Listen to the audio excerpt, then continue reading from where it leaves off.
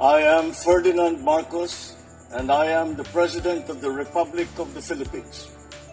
I stand today on behalf of 110 million Filipinos. Hi everyone, ayan mayroon tayong good news. It's me again, hello Universe Philippines. Ayan, shoutout sa inyo mga Beshwa. Siyempre, good news para sa lahat. Yung hindi masaya, anti-Marcos lang. Pero yung kainggitan nila, walang gamot dyan mga bes. Kundi ang diskarte lang sa buhay para hindi tayo mahirapan. Okay? So dahil dito guys, sabi po dito ng Presidential Communication, which is ang PCO.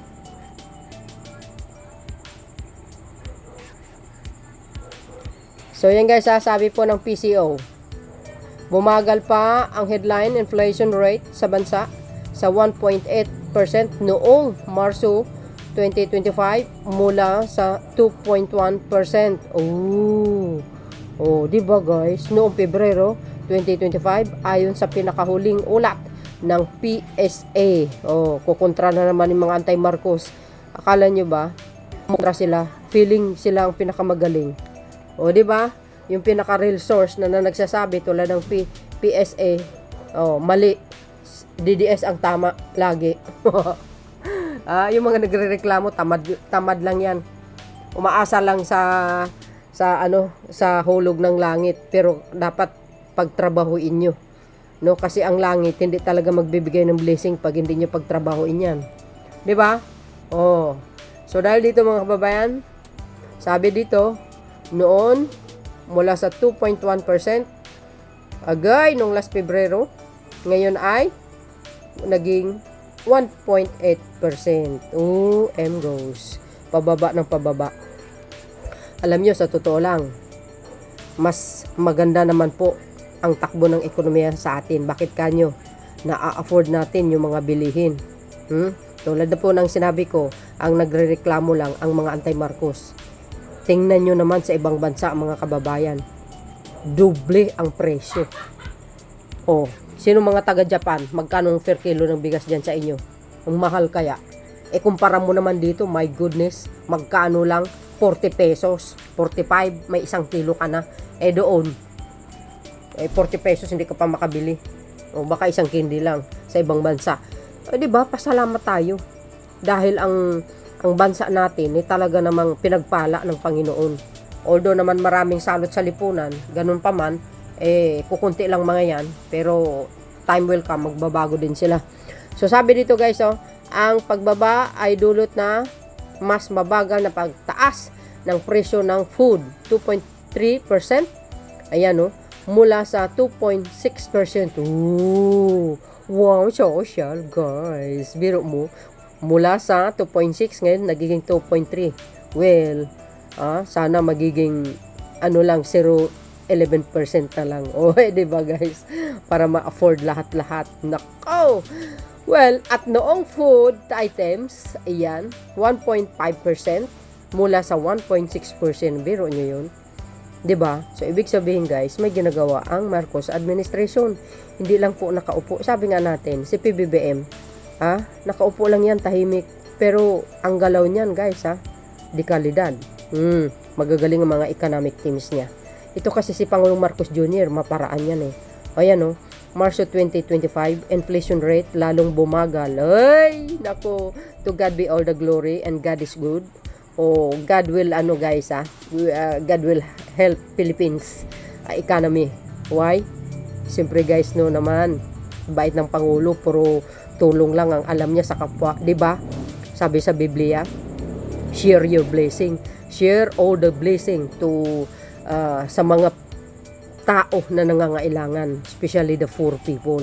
That's why ang ginawa ng Pangulo sa mga marilita, tulong siya, Kaya nga yung mga kumukontra sa mga ayuda, please naman, huwag niyo nang pakialaman ng Pangulo.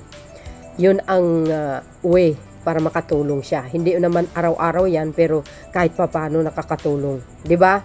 Dagdag pang araw-araw nila. Every month, 'di ba? Yung mga card stamp nila na pwede sila mag-grocery through card. 'di ba? Sa kayo makakita niyan. Ang pagtulong sa kapwa Pilipino, lalo sa mga maralita, Napakamalaking blessing po yan, no, sa Panginoon. Nakikita niya yung puso ni Pangulong Marcos Jr. Kaya, ganun talaga. Pag mabuti kang tao, maraming mga salot na pumuputakti sa'yo.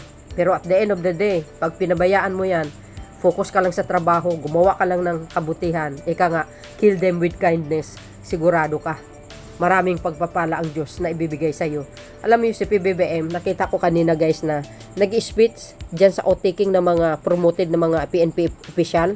Sabi niya nga doon, dapat makatao, dapat makadiyos, makatao, makabayan. Wow. Si Digong, hindi mo marinig sa kanya yan guys. Minura ang Diyos Oh, you see guys. So, this is a very good news for everybody. O, di ba? 1.8% mula sa 2.8% noong Pebrero. Oh, malay nyo, ngayong April or susunod ng buwan, magiging 1% na lang. Di kayo naloka. Presyo ng bigas lalo pang bumaba. Oh, social. O, di ba? Sabi niya nga dyan, 1.8% mula sa 2.1% noong Pebrero. Itong taon na ito. Talaga naman, in fairness naman mga kababayan, sa palengke namin, murang bigas mga bes. Di napakaganda kung may kadiwa sa tabi nyo. Bakit kanyo? Alam nyo ba pag may kadiwa sa lahat ng region, sa lahat ng may locals, matatalo po ang mga bilihing bigas sa palengke. Maniwala kayo sa akin. Bakit? Siyempre, ang mamamayang Pilipino doon bibili sa kadiwa mas mura doon. O, wala nang bumibili sa palengke. So, ang mangyayari dyan pag wala nang bumibili sa palengke mga kababayan, mapipilitan sila na ibaba ang presyo. Kaya sabi ko sa inyo magaling talagang utak ni Pangulong Marcos Jr. Sabi niya nga, mas padadamihin niya pa ang branches ng kadiwa ng Pangulo. Tuloy-tuloy na po yan. Kahit bumaba yan, dapat tuloy pa rin ang kadiwa. Totoo yan. Kahit bumaba na sa pwesto 2028, tuloy dapat ang kadiwa. Ituloy dapat ng susunod na administrasyon. Maganda ito mga kababayan. Sabi ko sa inyo, tapos panay po yung tudo bantay sa lakay ang ating mga otoridad sa mga smuggling ng mga bigas. Sabi ko sa inyo, maganda yan. Pag lahat ng local governments ay mayroong mga kadiwa, matatalo ang presyo sa palengke. Maniwala kayo sa akin. Pag natalo na, wala nang bumibili sa kanila. Mapipilitan na ibaba ang mapresyo nila. Ang ganda ng teknik ni PBBM talaga. Sir, Mr. President, saludo ako talaga yan sa iyo.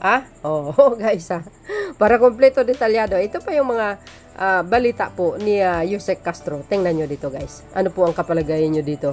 O diba good news for everybody? And of course guys, bad news ito sa mga DDS. Ayaw nilang ganitong klaseng mga good news. Diba? Alam nyo ba yung mga DDS? Si PBBM, focus sa trabaho. Tulong, trabaho. Lahat. Ang Pangulo, nakangiti. Very organized sa kanyang pamumuno. Low crime. Wow, talaga naman. Tapos itong mga DDS, nagkakasakitan sila sa kakapapanira kay Pangulo. Pero po 6 years na ko po si PBBM. 6 years sila na sinisiraan ng Pangulo. Pero ang tanong, may napala ba sila? Nga, wala. Ang napala nila, nakulong yung puon nila. Di kayo naloka. Ito, panoorin nyo yung sinabi ni Secretary Yusek Castro guys. But before that, don't forget to follow me guys, and like, comment, and subscribe my channel. Nako, binamas report tayo, mga kababayan. Itong mga DDS na ito, sarap yung talagang kapusin, Minamas report nyo ako, minamas report nyo ako. Anong kasalanan ko sa inyo, aber? May kasalanan ba ako? Nag-spread ba ako ng fake news laban sa inyo? Excuse me Kaya, I need all your likes mga beswa. Pag nakita kasi ni YouTube na maraming likes yan, siyempre mga bes, ay isnabi ni YouTube yung mga mass report ng mga salot sa lipunan. Okay? So yun guys, eto na. Dagdag pa ng good news, mababa ang headline inflation rate o ang pagtaas ng presyo ng mga produkto at serbisyo sa bansa. Nitong Marso, sa 1.8% mula 2.1% noong Pebrero. Ito ang pinakamababang headline inflation rate na naitala sa bansa simula May 2020. Ang pagbaba ng inflation rate ay dahil sa mas mabagal na pagtaas ng presyo ng food at non-alcoholic beverages. Bumaba ang food inflation kasunod ng mabilis na pagbaba ng presyo ng bigas na nasa 7.7% nitong Marso mula 4.9% noong Pebrero. Ayon sa National Economic and Development Authority, ang patuloy na pagbaba ng inflation ay indikasyon na epektibo ang mga ginagawang hakbang ng pamahalaan para ma-stabilize ang presyo ng bilihin at maproteksyonan ang purchasing power ng mga Pilipino. Sa unang 3 buwan ng taon, nasa 2.2% ang naitalang average inflation rate.